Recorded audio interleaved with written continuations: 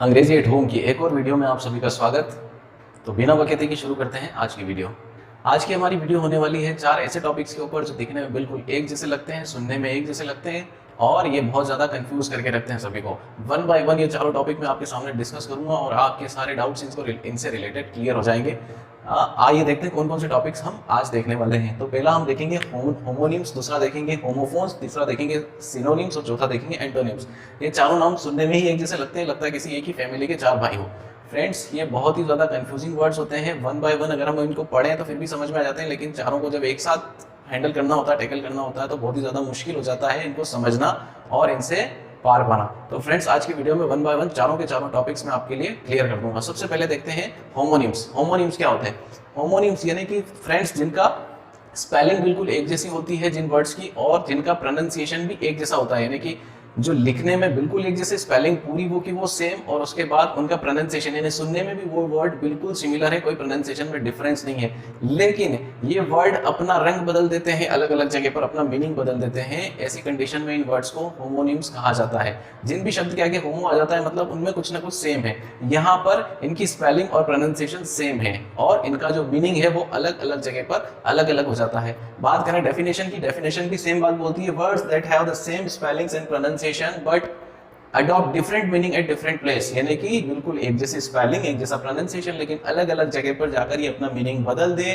तो फ्रेंड्स, ऐसे वर्ड्स को हम होमोनिम्स वर्ड्स कहते हैं। ठीक है, मतलब एक जैसे साउंड वाले और एक जैसी स्पेलिंग्स वाले, लेकिन मीनिंग जिनका अलग अलग हो। कुछ एग्जांपल्स देखते हैं, उनसे आपको ज्यादा अच्छे से समझ में आएगा। फ्रेंड्स देखिए, LIE, इसको लाई बोलते हैं। अब लाई का आप मतलब जानते हो, इसका मतलब होता है झूठ बोलना।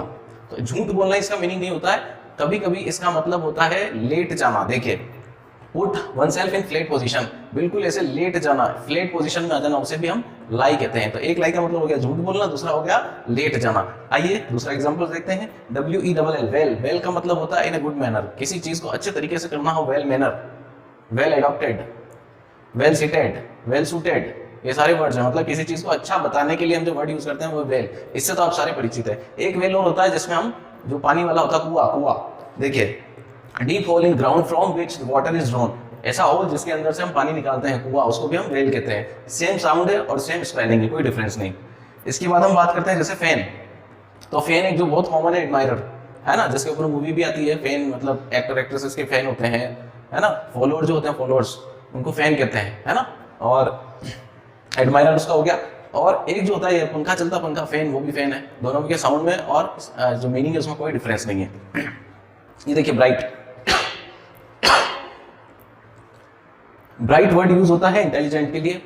जैसे शर्मा जी का लड़का तो बहुत ही ब्राइट है ना। गुप्ता जी की लड़की बहुत ही ब्राइट है पढ़ने में, तो इंटेलिजेंट बताने के लिए ब्राइट वर्ड का यूज किया जाता है। एट द सेम टाइम हम देखते हैं कि जो अब टीवी में, मोबाइल में आजकल ब्राइटनेस वर्ड आता है ना, कि उजाला बढ़ाने के लिए जो वर्ड होता है उसके लिए भी ब्राइट यूज होता है ना, गिविंग आउट द लाइट, इसके लिए भी ब्राइट यूज होता है। तो ये हमने आपको बताया होमोनिम्स क्या होते हैं, होमोनिम किस तरीके से बिहेव करते हैं, और आई होप आपको ये समझ में आएगा। अब मैं आपको बताता हूँ होमोफोन्स क्या होते हैं। होमोफोन्स ऐसे वर्ड्स होते हैं जिनका सुनना यानी कि उनका प्रोनाउंसिएशन एक जैसा होता है, लेकिन स्पेलिंग अलग अलग होती है और उनके मीनिंग भी अलग अलग होते हैं, लेकिन ये केवल सुनने में, प्रोनाउंसिएशन में बिल्कुल एक जैसे होते हैं। जब आप किसी सुनते हैं तो उसकी स्पेलिंग जज करना मुश्किल हो जाता है, लेकिन उसके जो कॉन्टेक्स्ट है उसको समझ के देखना पड़ता है कि वो कौन सी स्पेलिंग वाला वर्ड रहा होगा। तो फ्रेंड्स, उसके एग्जाम्पल देखेंगे आपको समझ में आ जाएगा। मैंने कुछ ही एग्जांपल लिखे, बहुत सारे ऐसे वर्ड्स होते हैं। आप चाहें तो आप किसी वर्ड के बारे में पूछना चाहें तो कमेंट करके पूछ सकते हैं, आपको कोई होमोफोन्स पता हो तो आप लिख सकते हैं कमेंट के अंदर। तो फ्रेंड्स, जैसे कि TAIL टेल और TALE, इसको भी टेल ही पढ़ते हैं। अब ये जो टेल होती है, ये दुम होती है, दुम, पूंछ, पूंछ जो होती है जानवर के पीछे, उसको टेल कहते हैं। और TALE टेल जो होती है वो कथा होती है, दंत कथा, परी कथा, यानी काल्पनिक बातें जो होती है उसे टेल कहते हैं, TALE टेल। ठीक है।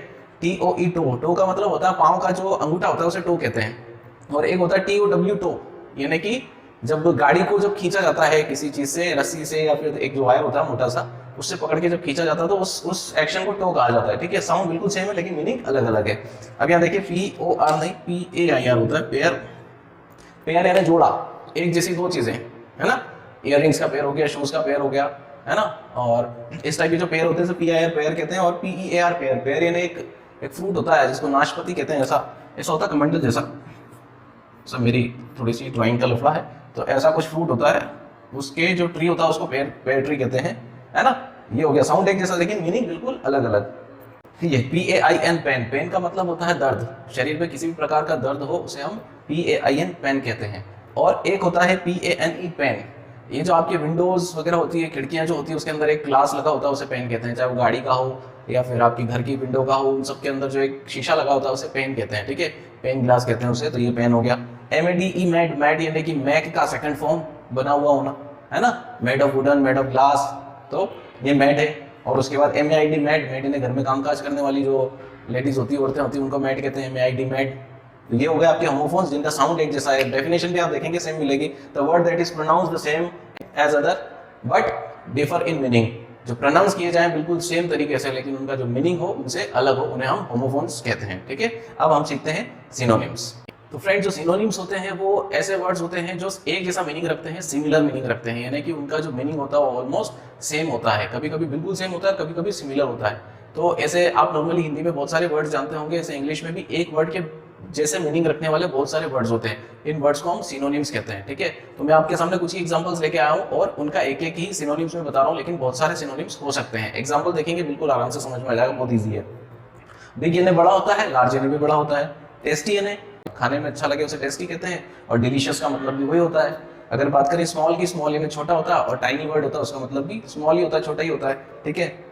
तो चाइल्ड, चाइल्ड यानी छोटा बच्चा, किड यानी भी छोटा बच्चा, एक जैसा वर्ड, अलग वर्ड लेकिन मीनिंग है वो बिल्कुल एक जैसे हैं, ठीक है। सैड यानी दुखी, अनहैप्पी यानी भी दुखी। तो इस टाइप के जो वर्ड्स होते हैं, हो सकता है बिग के लिए लार्ज हो गया और ह्यूज हो गया, बहुत सारे ऐसे वर्ड्स होते हैं, बहुत सारे आपको सिनोनिम्स मिल जाएंगे। आज का हमारा आखिरी टॉपिक है इंटोनिम्स, दो अलग अलग ऐसे वर्ड्स जिनका एक दूसरे से मीनिंग बिल्कुल अलग हो, बिल्कुल डिफरेंट हो, यानी कि एक वर्ड जो है वो बिल्कुल अलग मीनिंग रखेगा और उसका जस्ट अपोजिट दूसरा वर्ड मीनिंग रखेगा, यानी कि बिल्कुल एक दूसरे से अलग जो होते हैं उन्हीं को हम एंटोनिम्स कहते हैं। हिंदी में इसे विलोम शब्द भी कहा जाता है, यानी कि जिनका मीनिंग बिल्कुल, दो शब्द जिनका मीनिंग बिल्कुल अलग हो। तो देखिए डेफिनेशन भी समझ लेते हैं। Antonym is a word that mean the opposite of the another word, ऐसे वर्ड जो ऐसा मीनिंग रखे जो दूसरे वर्ड का बिल्कुल अपोजिट हो, ठीक है।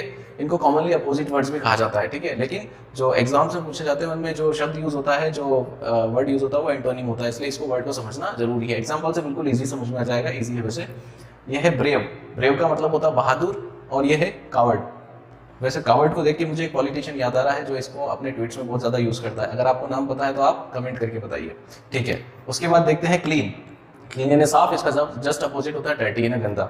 ड्राई यानी सूखा, इसका जस्ट उल्टा होता है वेट, ठीक है। इनसाइड अंदर, आउटसाइड बाहर।